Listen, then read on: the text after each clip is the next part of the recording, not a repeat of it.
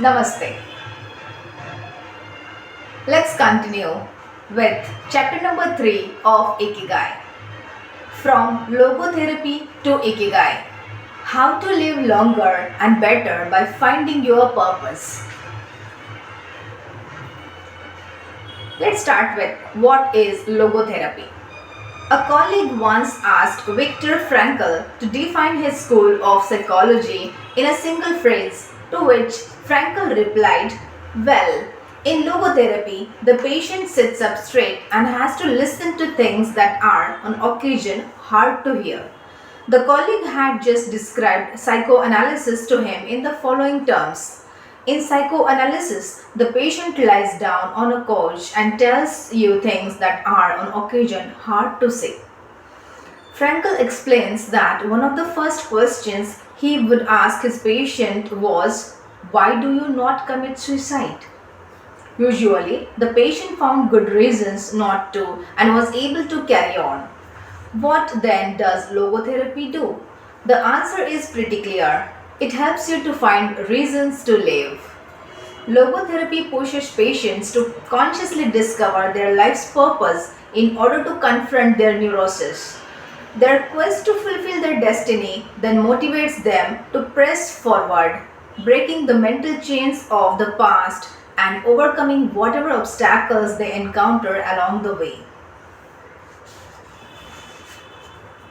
The search for meaning. The search for purpose became a personal, driving force that allowed Frankl to achieve his goals. The process of logotherapy can be summarized in the 5 steps. Number 1. A person feels empty, frustrated, or anxious. Number 2. The therapist shows him that what he is feeling is the desire to have a meaningful life. Number 3. The patient discovers his life's purpose at that particular point in time. Number 4. Of his own free will, the patient decides to accept or reject that destiny. And number 5. This newfound passion for life helps him overcome obstacles and sorrows. Frankl himself would live and die for his principles and ideals. His experience as a prisoner at Auschwitz showed him that everything can be taken from a man but one thing, the last of the human freedoms, to choose one's attitude in any given set of circumstances, to choose one's own way. It was something he had to go through alone, without any help, and it inspired him for the rest of his life. There are 10 differences between psychoanalysis and logotherapy. Psychoanalysis and then logotherapy. We'll begin with psychoanalysis. In psychoanalysis, the patient reclines on a couch like a patient. It is retrospective, it looks to the past. It is introspective, it analyzes neurosis. Its drive is toward pleasure. It centers on psychology. It works on psychogenic neurosis. It analyzes the unconscious origin of conflicts, that is, instinctual dimension. It limits itself to the patient's instincts. It is fundamentally incompatible with faith. And finally, psychoanalysis seeks to reconcile conflicts and satisfy impulses and instincts. So this is all about psychoanalysis. Now let's contrast it with logotherapy. How logotherapy is specialized one. The patient sits facing the therapist who guides him or her without passing judgment. We are talking about logotherapy. All these points are. Adding on to it, it looks toward the future. It doesn't delve into the patient's neurosis. The drive is toward purpose and meaning. It includes a spiritual dimension. It also works on noogenic or existential neurosis. It deals with conflicts when and where they arise, that is spiritual dimension. Also deals with spiritual realities. It is compatible with faith. And finally, logotherapy seeks to help the patient find meaning in his life and satisfy his moral principles. These are the stark differences between traditional psychoanalysis and logotherapy. Now, let's continue. Fight for yourself. Existential frustration arises when our life is without purpose or when that purpose is skewed. In Frankel's view, however, there is no need to see this frustration as an anomaly or a symptom of neurosis. Instead, it can be a positive thing, a catalyst for change. Logotherapy does not see this frustration as mental illness the way other forms of therapy do, but rather as spiritual anguish, a natural and beneficial phenomenon that drives those who suffer from it to seek a cure, whether on their own or with the help of others, and in so doing, to find greater satisfaction in life. It helps them change their own destiny. Logotherapy enters the picture if the person needs help doing this. If he needs guidance in discovering his life's purpose and later in overcoming conflicts so he can keep moving toward his objective. In Man's Search for Meaning, Frankl cites one of Nietzsche's famous aphorisms: "He who has a why to live for can bear with almost anyhow." Based on his own experience, Frankl believed that our health depends on that natural tension comes from comparing what we have accomplished so far with what we would like to achieve in the future. What we need then is not a peaceful existence, but a challenge we can strive to meet by applying all the skills at our disposal. Existential crisis, on the other hand, is typical of modern societies in which people do what they are told to do or what others do rather than what they want to do. They often try to fill the gap between what is expected of them and what they want for themselves with economic power or physical pleasure or by numbing their senses. It can even lead to suicide. Sunday neurosis, for example, is what happens when, without the obligations and commitments of the work week, the individual realizes how empty he is inside. He has to find a solution. Above all, he has to find his purpose, his reason for getting out of bed, his Ikigai. According to logotherapy, discovering one's purpose in life helps an individual fill that existential void. Frankl, a man who faced his problems and turned his objectives into actions, could look back on his life in peace as he grew old. He did not have to envy those still enjoying their youth because he had amassed a broad set of experiences that showed he had lived for something. Better living through logotherapy. A few key ideas. Sorry, I repeat. Better living through logotherapy. A few key ideas. We don't create the meaning of our life. As Sartre claimed, we discover it. We each have a unique reason for being, which can be adjusted or transformed many times over the years. Next, just as worry often brings about precisely the thing that was feared, excessive attention to a desire or hyperintention can keep that desire from being fulfilled. Next, humor can help break negative cycles and reduce anxiety.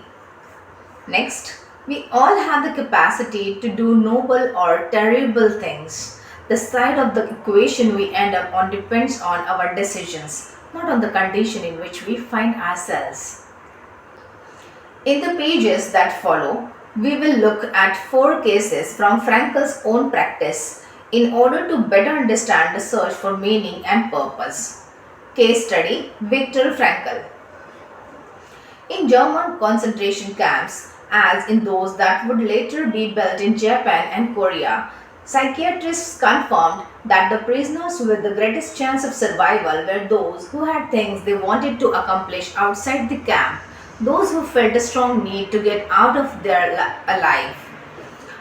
This was true of Frankel, who, after being released and successfully developing the school of logotherapy, realized he had been the first patient of his own practice. Frankel had a goal to achieve, and it made him persevere. He arrived at Auschwitz carrying a manuscript that contained all the theories and research he had compiled over the course of his career, ready for publication. When it was confiscated, he felt compelled to write it all over again, and that need drove him and gave his life meaning amid the constant horror and doubt of the concentration camp. So much so that over the years, and especially when he fell ill with typhus, he would jot down fragments and keywords from the lost work on any scrap of paper he found. Case study: The American Diplomat. An important North American diplomat went to Frankel to pick up where he left off with the course of treatment he had started 5 years earlier in the United States. When Frankel asked him why he had started therapy in the first place, the diplomat answered that he hated his job and his country's international policies, which he had to follow and enforce.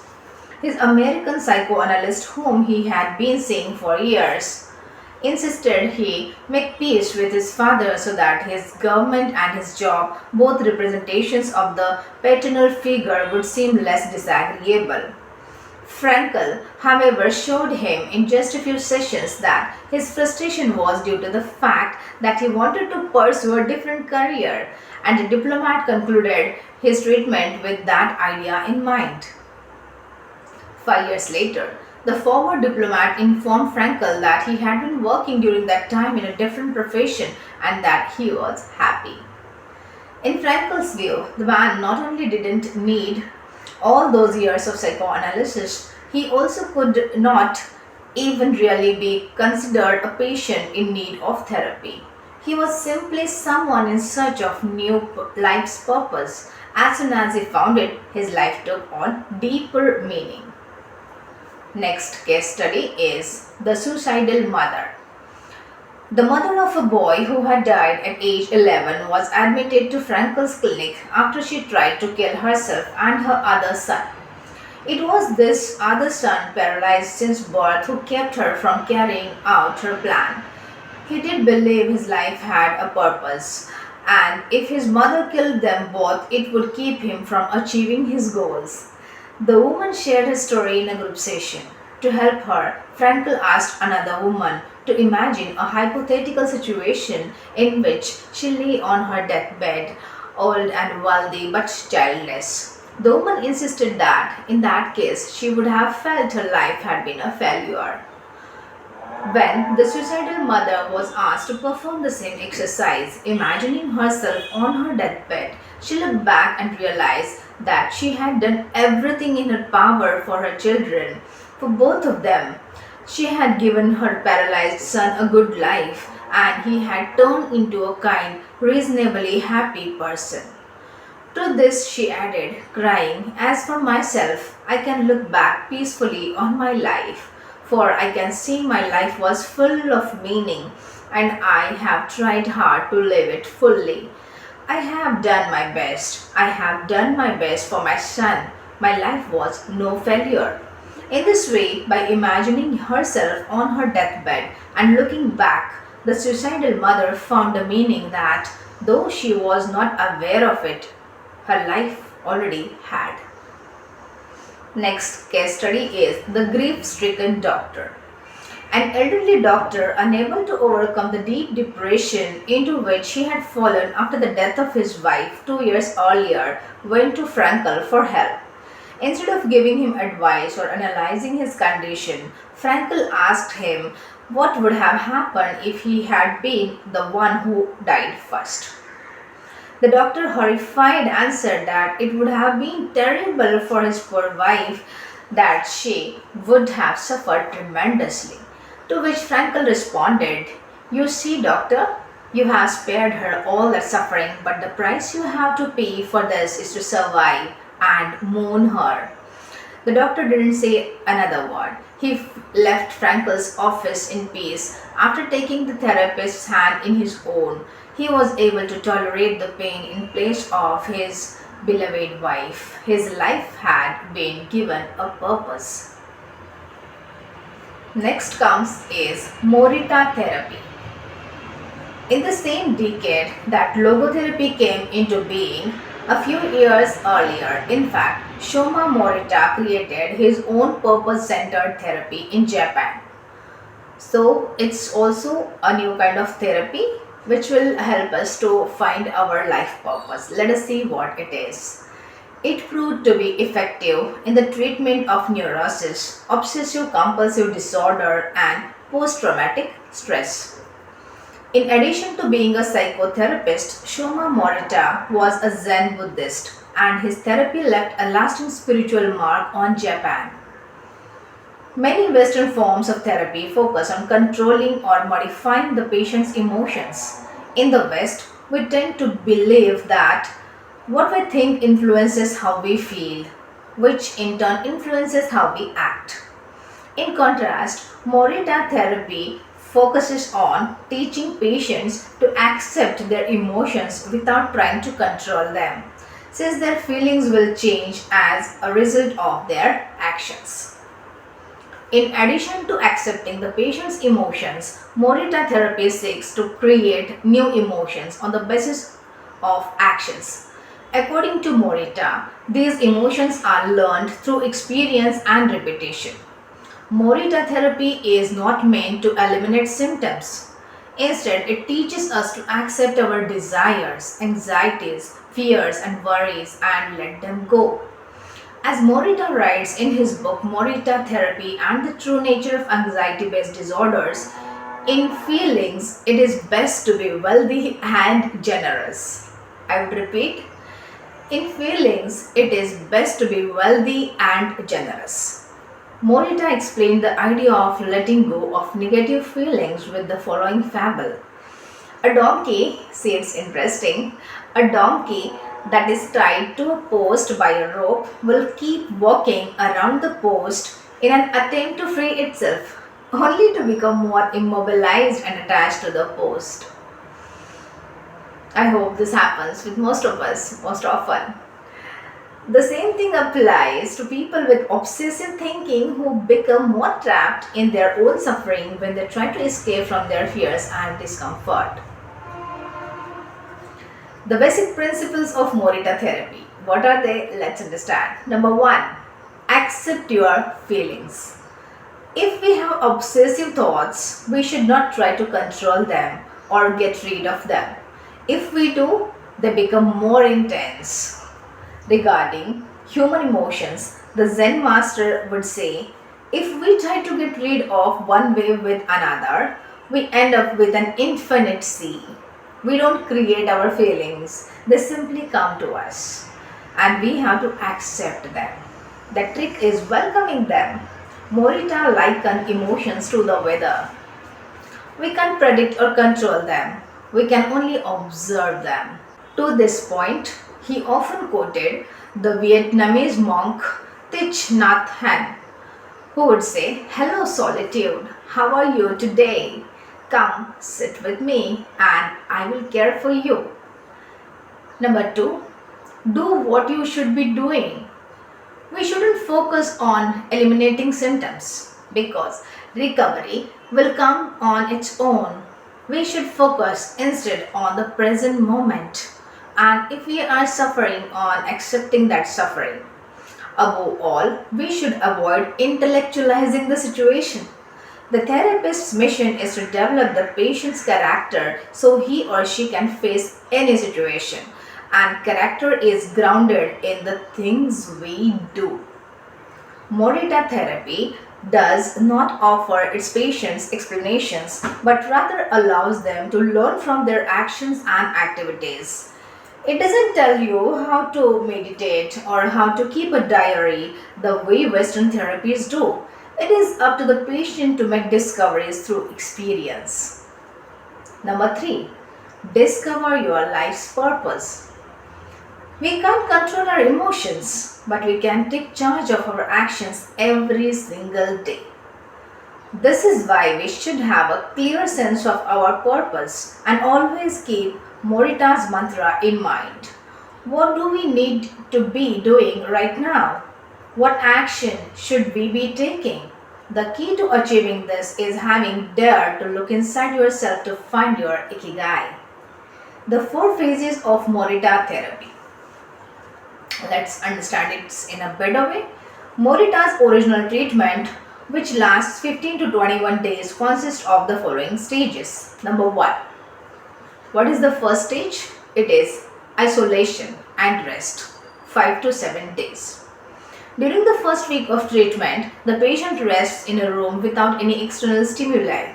No television, no books, no family, no friends, no speaking. All the patient has is his thoughts. He lies down for most of the day and is visited regularly by the therapist, who tries to avoid interacting with him as much as possible.